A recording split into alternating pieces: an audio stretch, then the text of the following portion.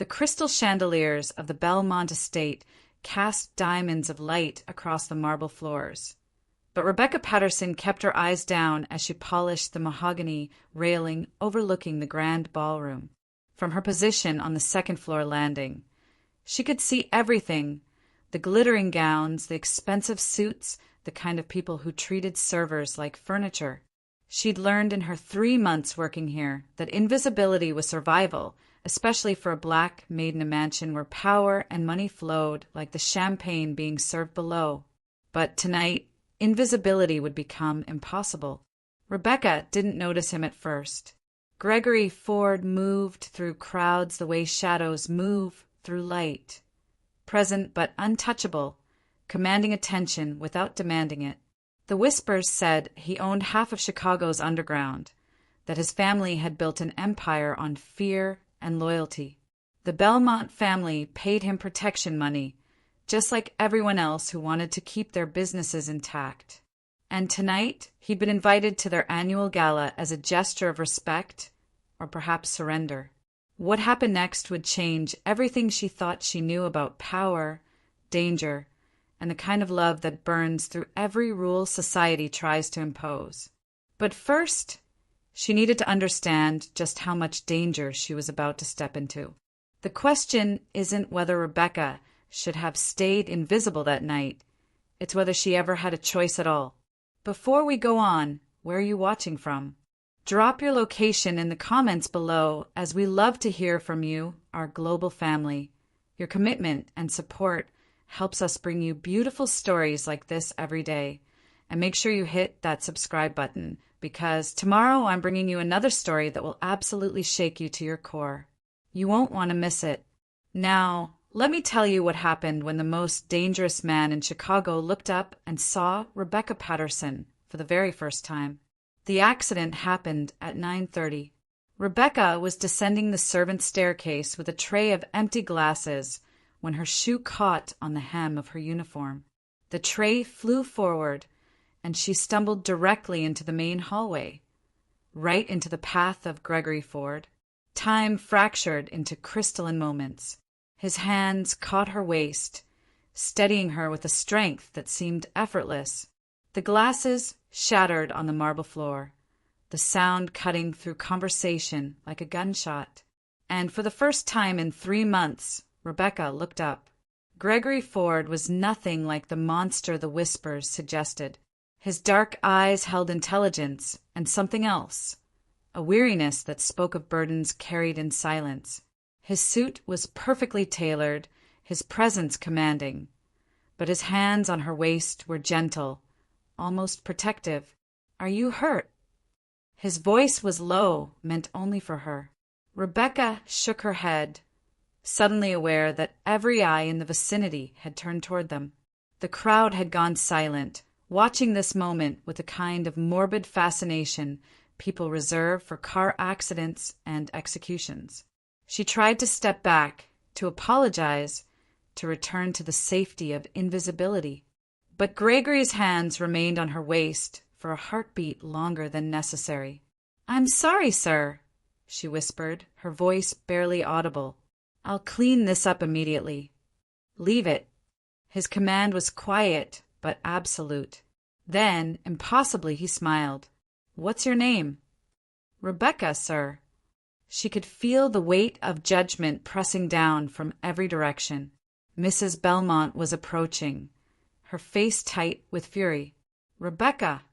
Gregory repeated her name like he was memorizing it, cataloging it for future reference. Then he did something that would become legend in the Chicago underworld, something that would set in motion a chain of events neither of them could control. He extended his hand. "Dance with me." The ballroom didn't just go silent, it seemed to hold its breath. The orchestra had been playing a waltz, but even they faltered, notes trailing into uncertain quiet. Rebecca stared at his outstretched hand like it was a loaded gun. "Sir, I couldn't possibly." "I'm not asking." His voice remained gentle, but there was steel underneath. "Dance with me, Rebecca." She looked at his hand, then at his face, then at the crowd of Chicago's elite watching with expressions ranging from shock to disgust to something darker. Mrs. Belmont had frozen mid-step, her mouth opening and closing like a fish drowning in air. The other servants had stopped pretending to work, their faces mirrors of disbelief. Rebecca knew what accepting his hand would mean. She knew the price she'd pay for stepping out of her place, for allowing herself to be seen not as furniture, but as a woman. She'd lose her job. She'd become the subject of gossip and scorn. She'd mark herself as someone who dared to breach the invisible walls that kept people like her separate from people like them. But when she looked into Gregory Ford's eyes, she saw something that terrified her more than any of those consequences. She saw recognition. She saw someone who understood what it meant to be judged for circumstances beyond your control, to be reduced to a role rather than recognized as a person. She placed her hand in his. The moment her fingers touched his palm, the orchestra resumed playing. Gregory led her to the center of the dance floor, and the crowd parted like water before a ship's bow. Men in expensive suits backed away, their wives clutching their arms and whispering behind gloved hands. The circle that formed around them was less about giving them space and more about maintaining distance, as if what was happening might be contagious. Gregory pulled her into position with practiced ease, one hand holding hers, the other resting on her waist. Rebecca had learned to waltz from YouTube videos during her lunch breaks, a secret indulgence she'd never imagined using. Now, under the crystal chandeliers of the Belmont estate, with hundreds of eyes judging her every movement, she followed Gregory Ford's lead and let the music carry them. He danced the way he moved through crowds, with absolute confidence and unexpected grace. Rebecca found herself matching his steps, her body responding to subtle pressures and shifts in his posture. For 3 minutes, they existed in a bubble of music and movement while the world watched and whispered. "You're trembling," Gregory said quietly. "I'm terrified," she admitted. "Of me? Of what happens when the music stops?" His hand tightened slightly on her waist. "What if it doesn't have to stop?" Before she could process that question, before she could understand what he was really asking, the waltz ended. Gregory stepped back and bowed formally, as if she were a lady of society rather than a maid who'd stumbled into his path. Then he turned to face the crowd, his expression challenging anyone to comment. No one did, not directly, but Rebecca could read the judgment in their faces, could hear the unspoken accusations. Mrs. Belmont's fury radiated across the ballroom like heat from a furnace. "Thank you for the dance," Gregory said, his voice carrying just enough for nearby listeners to hear. Then, quieter meant only for her. "Meet me in the garden in 1 hour. Please." He walked away before she could refuse, leaving Rebecca standing alone in the center of the dance floor with broken glass at her feet and her entire world cracking apart. The hour that followed was the longest of Rebecca's life. Mrs. Belmont fired her on the spot, though she'd have to wait until the gala ended to be formally escorted from the property. The other servants avoided her like she carried plague. One of the security guards, a man named Marcus who'd always been kind, pulled her aside in the kitchen. "Girl, do you understand what you just did?" His voice was urgent, almost desperate. "Gregory Ford doesn't do anything without reason. When he singles someone out, it means something. It means danger. He just asked me to dance. He made every powerful person in this room watch him dance with a black maid. He challenged their entire social structure in 3 minutes. That's not just a dance, Rebecca. That's a declaration." "A declaration of what?" Marcus shook his head. "That's what scares me. I don't know. But Ford's world isn't like ours. His business is violence and loyalty, power and control. Whatever he wants from you, it won't be simple and it won't be safe." Rebecca wanted to go home. She wanted to forget this night had ever happened, to return to invisibility and safety. But at 11:15, she found herself walking through the French doors that led to the Belmont Estates garden, where sculpted hedges created private alcoves and fairy lights turned everything magical. Gregory was waiting in the shadows beneath an old oak tree, his tie loosened, his jacket draped over one arm. When he saw her, his expression shifted into something she couldn't quite name. Relief mixed with resignation, as if he'd expected her not to come, but hoped she would anyway. "You came," he said. "You knew I would." "I hoped." He stepped closer, and in the fairy lights, Rebecca could see the complexity in his face, the strength and the vulnerability, the power and the weariness. "I need to tell you something, Rebecca, and I need you to listen carefully." "I'm listening." "My family built an empire on fear. We control territories, businesses, politicians. We enforce rules that keep our world functioning. And one of those rules is that people like me don't associate with people like you. Not because of who you are, but because of what you represent, a world outside our control, a reminder that power isn't the same as worth." Rebecca's heart was pounding. "Why are you telling me this?" "Because when I saw you tonight when you fell and I caught you, I felt something I haven't felt in 20 years. I felt possibility. I felt like maybe there's more to life than violence and loyalty, power and control. I felt like maybe I could be more than the role my family created for me." "You don't even know me." "No," he agreed, "but I'd like to. And I need you to understand what that would mean. If you say yes to this, to me, your life will change. People will talk. People will judge. Some of them will try to hurt you to get to me. My world isn't safe, Rebecca. It's not kind. But I can promise you this. If you let me, I'll spend every day showing you that you're more valuable than every person in that ballroom combined." Rebecca should have said no. She should have walked away from Gregory Ford and his dangerous world, from the promise of something that couldn't possibly end well. But she'd spent 26 years being invisible, being judged, being less than.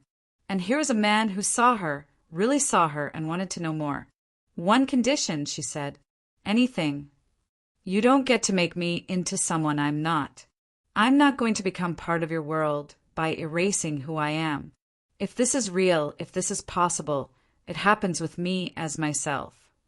Gregory smiled, and it transformed his face from handsome to devastating. "I wouldn't want you any other way." What Rebecca didn't know was that 3 men in the shadows of the garden had been watching this conversation.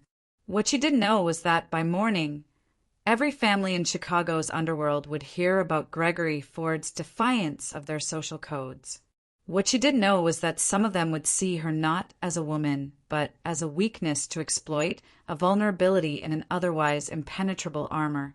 But that night, in the garden of the Belmont estate, Rebecca Patterson let Gregory Ford kiss her beneath the fairy lights, and for the first time in her life, she felt like she mattered. The next 3 months were a whirlwind.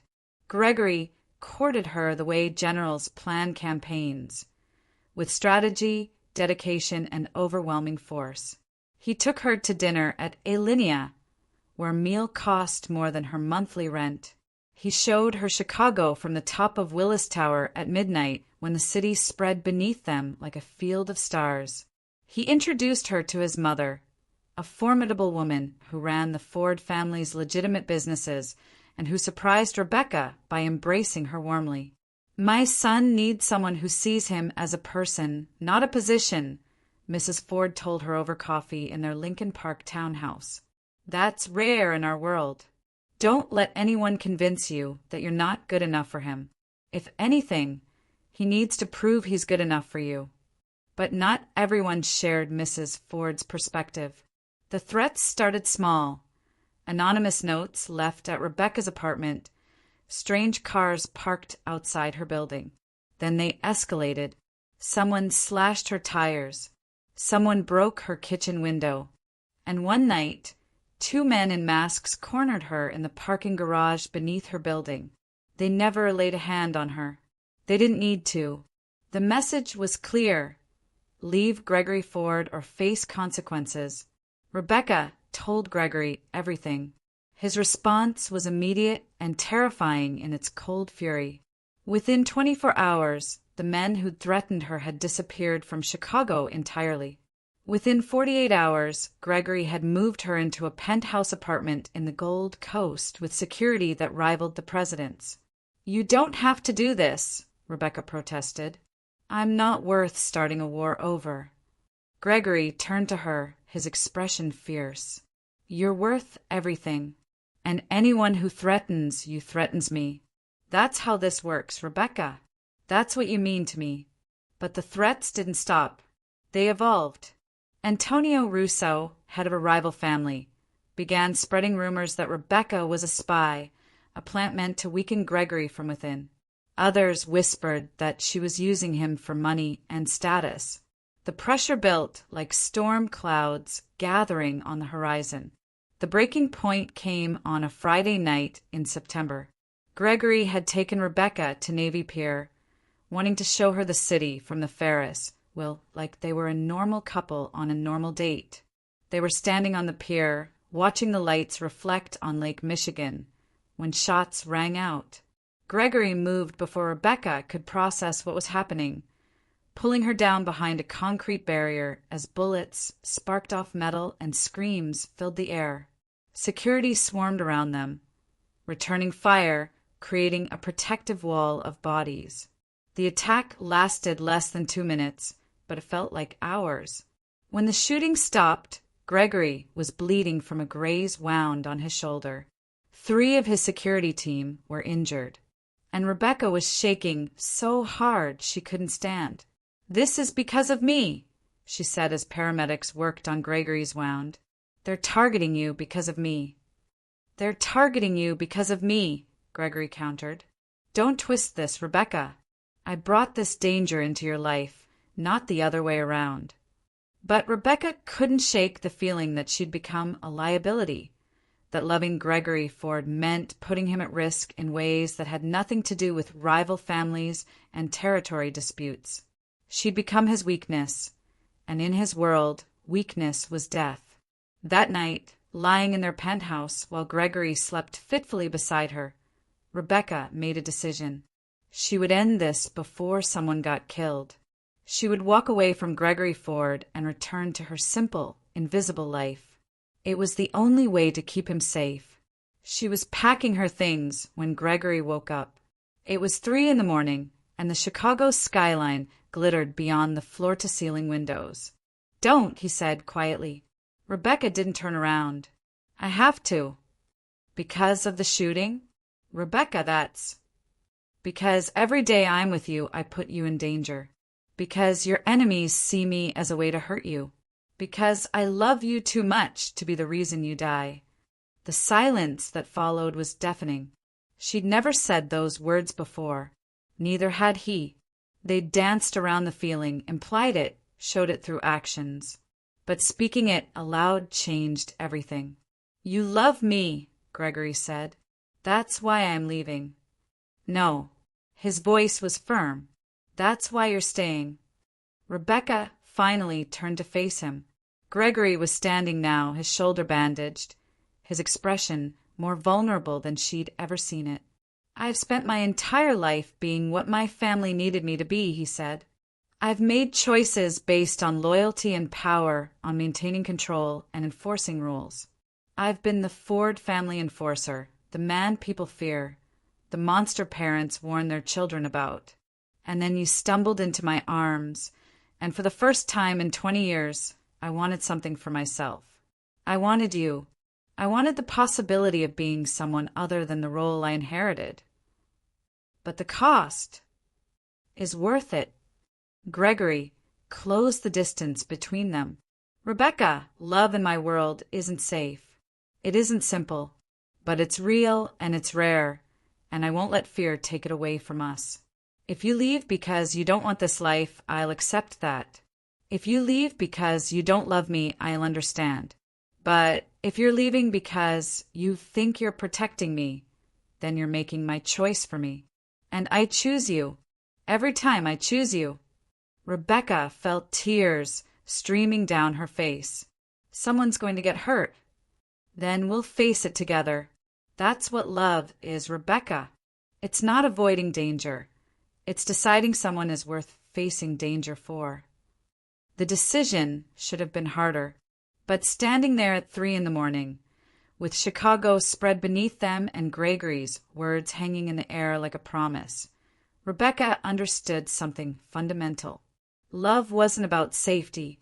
It was about choosing someone despite the risks, about building something together that was stronger than the forces trying to tear it apart. She unpacked her bag. The war that followed was brief but brutal.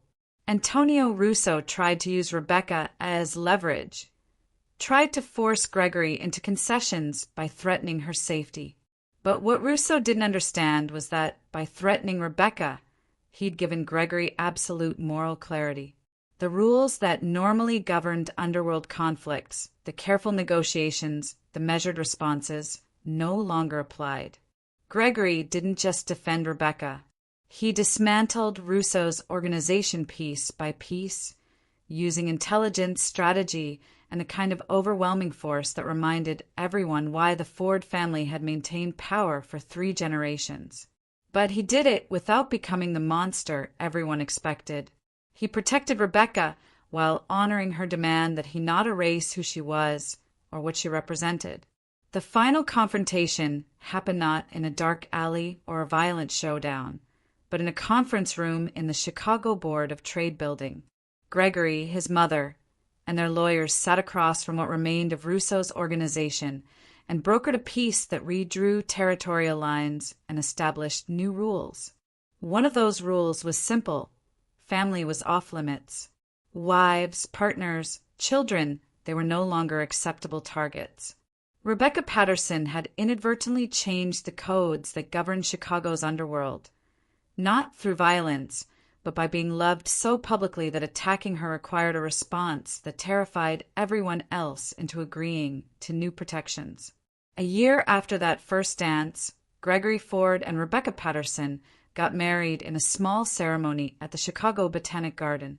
Mrs. Ford planned the whole thing, inviting a mixture of society elite and members of Rebecca's community from the South Side. The guest list alone was revolutionary, a map of Chicago that crossed every boundary the city had spent generations maintaining. Mrs. Belmont attended, though she spent most of the reception looking like she'd swallowed something sour. Marcus, the security guard who'd warned Rebecca about danger, was there too, promoted to head of security for Ford family operations. And Rebecca's mother, who'd worked 3 jobs to put her daughter through community college, sat in the front row and cried through the entire ceremony. When Gregory and Rebecca danced their first dance as husband and wife, the crowd didn't back away. They circled close, celebrating something that shouldn't have been possible, but was. A love that had survived judgment, danger, and every attempt to destroy it. 5 years later, Rebecca Ford ran 3 legitimate businesses in Chicago, a catering company, a security consulting firm, and a foundation that provided job training for people coming out of the criminal justice system. She'd built an empire of her own, one that existed alongside Gregory's world without being consumed by it. She remained herself, outspoken, compassionate, uncompromising in her values. And Gregory Ford discovered that being loved by someone who saw him as a person rather than a position made him better at everything else. He transitioned the family business toward more legitimate operations, using the foundation Rebecca built as a bridge between his world and hers. He was still powerful, still commanded respect, but he'd stopped being defined solely by fear. People still told the story of that first dance, of the moment when Gregory Ford looked at a black maid who'd stumbled into his arms and saw possibility instead of protocol.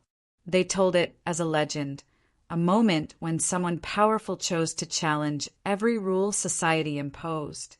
But Rebecca knew the truth.